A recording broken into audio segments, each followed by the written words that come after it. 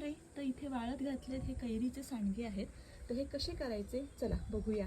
2 कैऱ्यांचा एवढा पीस झाला. साधारण छोटी वाटी जर घेतली 200 ग्रॅमची तर ही 1 वाटी 2 वाटी हळद आहे ना, त्याच्यामध्ये थोडीशी हिंग घालायचं. साधारण 1 पाव चमचा किंवा अर्धा चमचाच्या आसपास.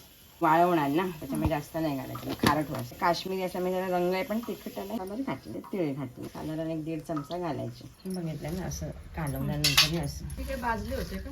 नाही असंच कच्चेच पोहे. 2 वाटी नुसते हातानेच हे करायचे, पीठ बीठ नाही, त्याच्यात तेल बिल काय नाही. आणि असे छोटे छोटे गोळे करायचे. तर याला सुकायला किती दिवस लागतील?